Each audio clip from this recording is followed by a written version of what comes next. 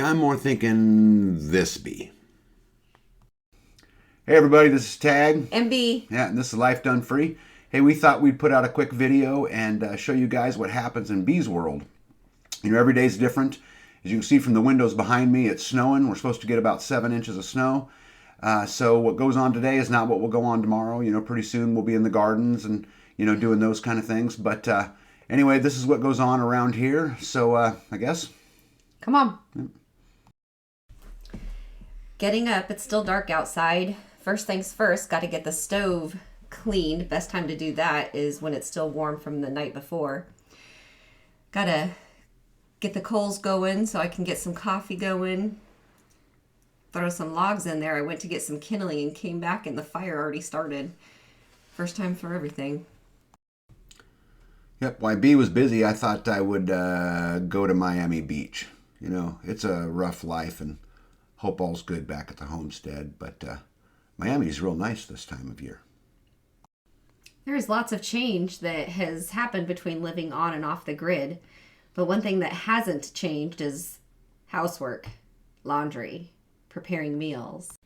Can't wash clothes if the panels aren't cleaned off. While B was lollygagging, I decided that I needed to go to a rally.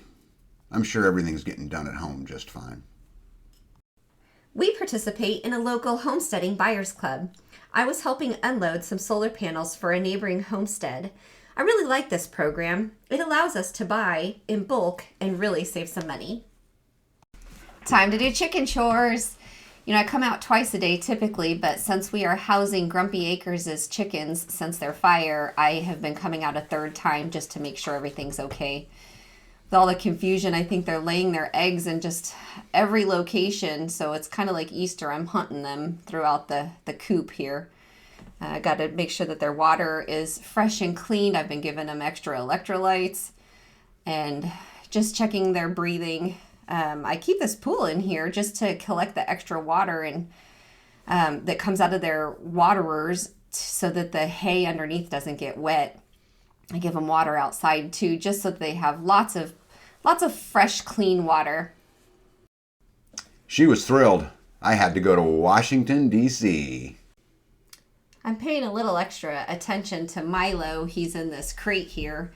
I cannot find his water anywhere. There were 2 roos that got into a fight and I had to isolate one of them. So I ended up using the feeder to hold water, so it only held a tiny little bit, and I cannot find the base of the individual water anywhere.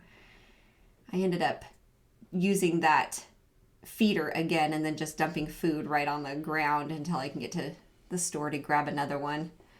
Oh, I found 5 extra eggs, and this bird was not happy. I wanted that last one. She actually pecked at me.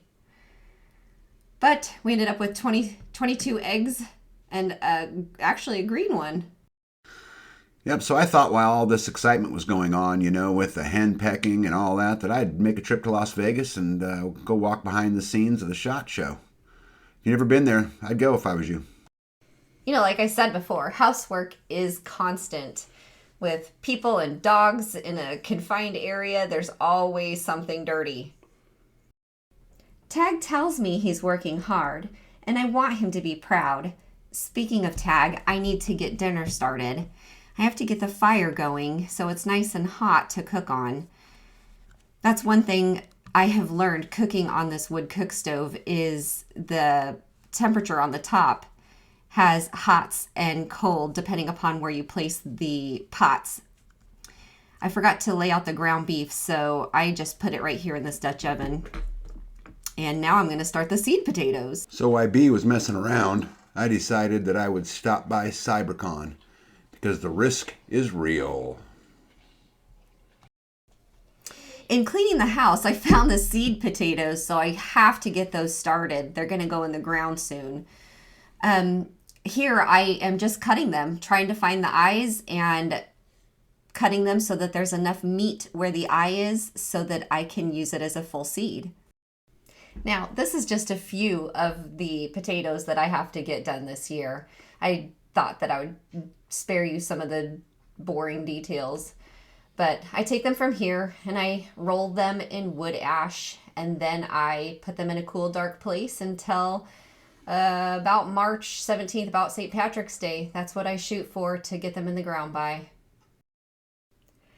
As you can see, life on the homestead is a lot of work, but it is absolutely rewarding. It's worth the effort. I have food security, and I get to take control of the food that we're putting in our bodies. You know, like the seed potatoes that I am putting in the ground this year are harvested from my potatoes last year. They are just one more step in being free. Yeah, so babe, let's get rid of this food and get on to the next day. But before we leave, you got any advice for any of those, ladies out there who are out trying to homestead every day while their husband's taking lots of vacations and running all over the world? Yeah, just keep going. I've never known anybody who's been able to take control of their life in one swing. So as long as you're putting one step in front of the other and just keep going, I think is... Yeah, that's good advice. Hey, everybody, we got to go for now. But until then, I'm Tag. And I'm B. And this is Life Done Free. Go live a life done free. Hold the line and don't give an inch.